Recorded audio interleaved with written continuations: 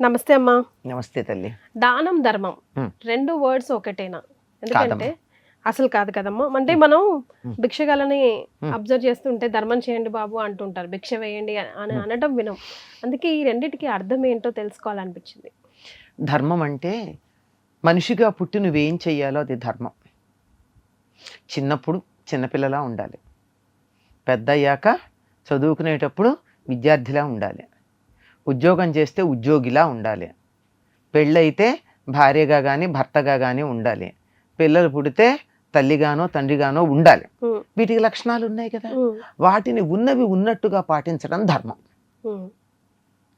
అయితే ధర్మంలో ఒక భాగం ఏం చెప్తారంటే, అందరూ నాలాగా సంపాదించలేరు, సంపాదించలేని వారికి నేను సంపాదించింది ఇవ్వడం కూడా ఒక రకంగా ధర్మంలో భాగంగా చెప్తాం.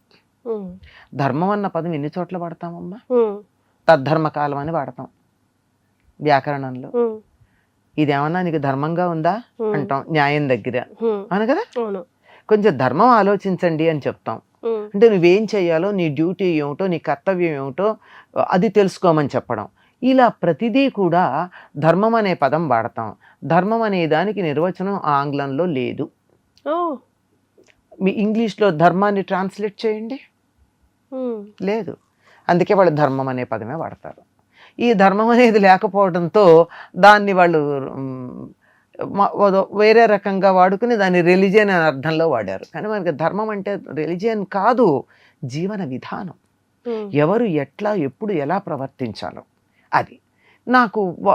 నేను బాగా సంపాదించాను, తెలివితేటలున్నాయి, నాకు అవకాశం ఉంది, నాకు బలం ఉంది, అవకాశం దొరికింది కనుక నేను సంపాదించాను. ఒక వ్యక్తికి తెలివి లేదు, శరీరం కూడా శరీరం సవ్యంగా లేదు, కళ్ళు లేవో కాళ్ళు లేవో ఏదో లేవు, వాడు సంపాదించుకోలేడు గనక నేను సంపాదించిన దాంట్లో కొంత ఇవ్వడం ధర్మం అనుకుని ఇస్తా, అది ధర్మం. అంతేగాని డిమాండ్ చేసే ధర్మం కాదమ్మా. అడుక్కోవడం కూడా అడుక్కున్నటువంటి వాళ్ళకి ఇవ్వాలా? వాడు అక్కడ చేస్తున్న పని ఏమిటి? నువ్వు నాకు ఇవ్వడం నీ ధర్మం అని నాకు ఉపదేశం చేస్తున్నాడు. వాడు నాకు గురువా?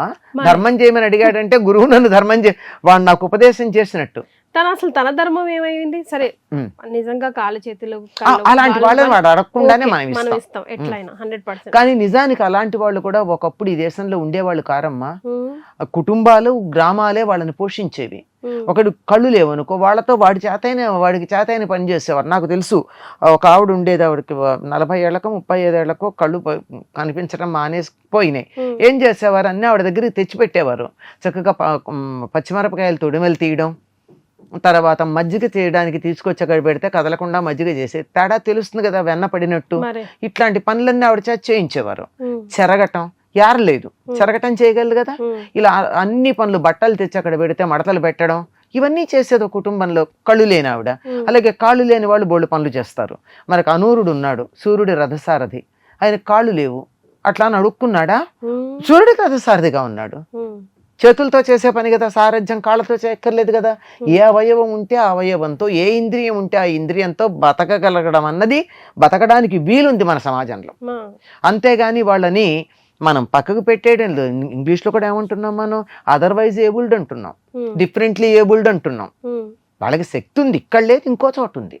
పైగా ఇంకోటి ఏమిటంటే, ఒక అవయవం కానీ ఒక ఇంద్రియం కానీ లేకపోతే కాంపెన్సేటరీ లెంగ్తనింగ్ అని ఇతర అవయవాలు ఇతర ఇంద్రియాలు బాగా పనిచేస్తాయి.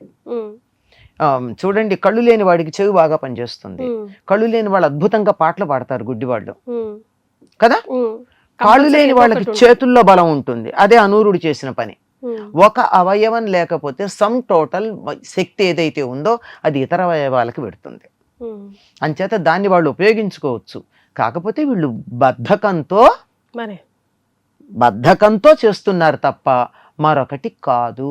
ఒకప్పుడు ఇటువంటి బిచ్చగాళ్ళు ఉండేవాళ్ళు కాదు మన దేశంలో. ఎక్కడో అనాథలైన వాళ్ళు, చూసేవాళ్ళు లేక, అవయవాలు లేక, ఏ కారణంగానో కుటుంబ సభ్యులందరినీ కోల్పోయినటువంటి వాళ్ళకు మాత్రమే అటువంటి పరిస్థితి ఉండేది. దాన్ని కూడా కొంతమంది ధర్మ సంస్థలు చూసేవారు. ఇప్పుడు మనకి నిజం చెప్పాలంటే బిచ్చం అన్నది ఒక వ్యాపారం అయిపోయింది, ఒక ప్రొఫెషన్. ఒక వృత్తి, రకరకాల దీని మీద మనం జాగ్రత్తగా గమనించినట్టయితే ఒక పెద్ద పుస్తకం రాయొచ్చు ఎన్ని రకాల అడుక్కోవడాలు ఉంటాయి అని. ఈ అడుక్కోవడంలో ఒక ముసలావిడ ఉంది, ఆవిడ ఉస్మానియా యూనివర్సిటీ బస్ స్టాప్లో ఉండేది, పెద్దది, ఎప్పుడు అడుగుతూ ఉండేది, ఎందుకమ్మా అడుగుతావు, నీకు పిల్లలు ఎవరు లేరంటే కొడుకున్నాడని చెప్పింది.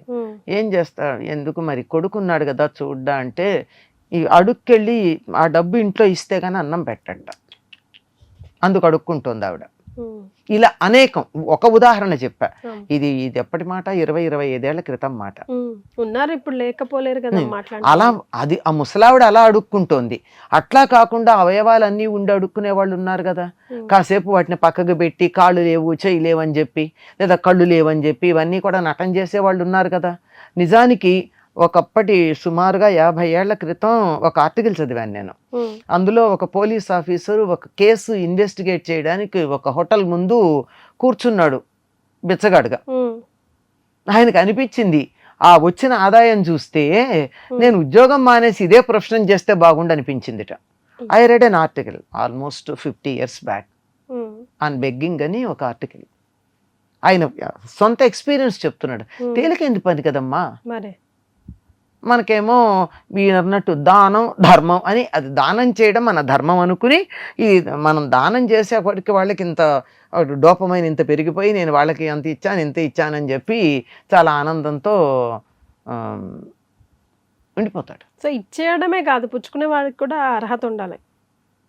అపాత్ర దానం చేయకూడదమ్మా, పాత్ర తిరిగి దానం చేయాలి. ఎవరికి ఏది ఇస్తే ఉపయోగపడుతుందో వాళ్ళకి దానం చేయాలి. చిన్నపిల్లాడి చేతికి వాడు అడిగాడు కదా అని ముచ్చట పడ్డాడు కదా అని కత్తో పిస్టలో ఇవ్వం కదా. అలాగే ఎవరికి ఏది ఇవ్వాలి అది ఇవ్వాలి. ఎట్టి పరిస్థితుల్లోనూ అపాత్ర దానం చేయకూడదు. జాలి పడడం అన్నది జారి పడడం అని చెప్పారు ఒక పెద్ద ఆయన. జారి పడకూడదు, వాళ్ళని ఉద్ధరించాలి. చేత అయితే నువ్వు కిందకి దిగి వాళ్ళని పైకి తీసుకొచ్చే పని చేయాలి. కానీ పాపం ఎలా ఉన్నారు అని చెప్పో జాలిపడి వాడి దగ్గర రూపాయి వేసి వెళ్ళిపోయావంటే వాడిని నాశనం చేసావని అర్థం. వాడిని పైకి తీసుకొచ్చి తన కాళ్ళ మీద తాను నిలబడేటట్టు చేయాలి తప్ప జాలి చూపించి వాడి మొహాన డబ్బులు వేయకూడదు. దిస్ ఇస్ వెరీ ఇంపార్టెంట్ కదమ్మా. థ్యాంక్ యూ సో మచ్ అమ్మా, ధన్యవాదాలు. And for more videos, please subscribe to iDream. Please subscribe to iDream. Please subscribe iDream. And please subscribe to iDream. For more videos, subscribe to iDream. please like, share and subscribe to the channel. Congratulations, iDream. Subscribe to iDream. Subscribe to iDream. So subscribe to iDream Media. iDream ki iDream team andarki huge congratulations. Please subscribe iDream Media. Please subscribe to iDream. Subscribe iDream. Please subscribe to iDream. iDream అంటే నా కళల ఛానల్ను subscribe చేసుకున్న నోరు తిరుగుతలేదు, మీరైతే గంట గుర్తు కొట్టండి. For more such videos, please subscribe to iDream. Subscribe to iDream. Please subscribe to iDream. Please subscribe iDream Media. Please do subscribe to iDream. Please subscribe to iDream Media. For best entertainment and information, please subscribe iDream. And don't forget to subscribe to iDream.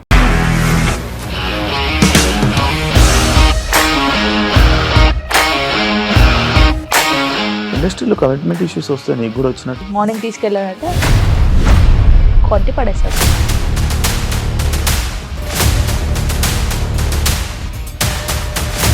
ఒక్కళ్ళు కూడా చూడలేదు ఈ cinema అని చెప్పడానికి కూడా చాలా ధైర్యం కావాలి. అది నిజం కదా, దాంట్లో ధైర్యం ఏంటి? ఇది నెక్స్ట్ డే ప్లేట్ మార్చేస్తే తప్పు కదా. As of now, we are comfortable this అని నేను అనుకుంటున్నాను. రష్మిక గారిది మీది ఒకే ఊరంట కదా. నీకు కోపం వచ్చిందంటే బాగా తిట్టేత్తరా? తిట్టేద్దామండి. నిజంగా గేమ్ ని ఎలా చేంజ్ చేయగలిగారు? APSFC వాళ్ళకి 6 నెలల్లో నేను 6 లక్షలు కట్టా. బిజినెస్ చేయాలనుకుంటే it is as difficult as riding a tiger.